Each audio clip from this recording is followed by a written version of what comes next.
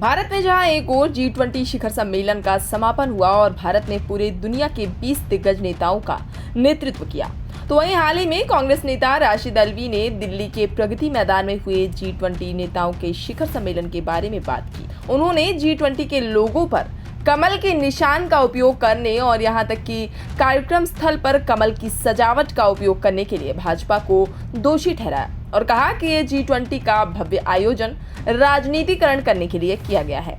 आगे उन्होंने कहा कि G20 के लोगों में कमल के निशान का इस्तेमाल किया गया था और कार्यक्रम स्थल पर कमल की सजावट भी की गई थी। ये पूरे देश के लिए एक विशेष अवसर था और हम सभी को इस पर गर्व है, लेकिन बीजेपी को इसका राजनीतिकरण नहीं करना चाहिए था। चूंकि अफ्रीकी संघ G20 के सबसे नए सदस्य हैं, इसलिए उनका भारत की उपलब्धियों की प्रशंसा करना सही था। तो वहीं कांग्रेस नेता राशिद अल्वी ने भाजपा द्वारा कथित तौर पर इंडिया का नाम बदलकर भारत करने पर भी भाजपा को घेरा। उन्होंने बीजेपी नेताओं से पूछा कि अगर उन्हें इंडिया नाम से इतनी ही नफरत है तो पिछले 9 साल में उन्होंने नाम क्यों नहीं बदला। उन्होंने कहा कि बीजेपी हमेशा कोशिश करने के बाद भी इंडिया का नाम नहीं हटा पाएगी। अगर भारत लव से उनको बीजेपी को और प्रधानमंत्री को बहुत प्यार है और इंडिया से उन्हें बहुत नफरत है, तो पिछले 9 साल से आप क्या कर रहे थे? आज जब विपक्ष इकट्ठा हुआ और उनका नाम इंडिया रखा गया तो आप इंडिया के खिलाफ हो गए। संविधान के अंदर इंडिया नाम है, आप उसे कैसे मिटा सकते हैं?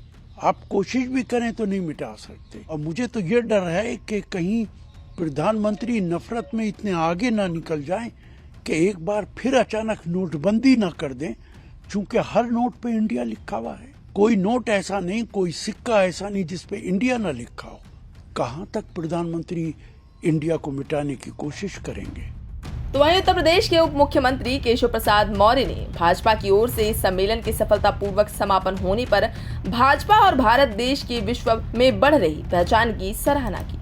भारत की अध्यक्षता में G20 का सम्मेलन हुआ और इसमें G21 हो गया है, जिसमें अफ्रीकी यूनियन भी शामिल हुआ है। दुनिया की सारी महाशक्तियां भारत आईं और भारत की जो कूटनीतिक सफलता है वह अभूतपूर्व है। दिल्ली में प्रस्ताव रखा गया, विवाद वाले भी विषय थे, लेकिन उसमें भी सर्वसम्मति बना लेना यह माननीय नरेंद्र मोदी जी का काम था और उन्होंने करके दिखा दिया कि भारत विश्व का नेतृत्व कर सकता है। दुनिया में नंबर 1 का स्थान भारत का हर दृष्टि से बनाने का यह जो प्रयास चल रहा था, उसमें यह एक मजबूत नींव पड़ गई है। उसमें इमारत खड़ा करने का काम तीसरी बार मोदी सरकार से शुरू हो जाएगा। बहरहाल G20 समिट ने पूरे दुनिया में भारत की अलग पहचान बनाई, साथ ही वैश्विक नेताओं की मेहमान नवाजी कर विश्व गुरु की अपनी और बड़ी तस्वीर विश्व के पटल पर बनाई है। तो फिलहाल के लिए इस खबर में बस इतना ही। ये खबर आपको कैसी लगी और इस पर आपका क्या कहना है, हमें कमेंट करके जरूर बताएं। और देश दुनिया की तमाम खबरों से लगातार रहने के लिए अपडेट सब्सक्राइब करें हमारा चैनल इंडिया पब्लिक खबर और बेल आइकन को दबाना बिल्कुल न भूलें।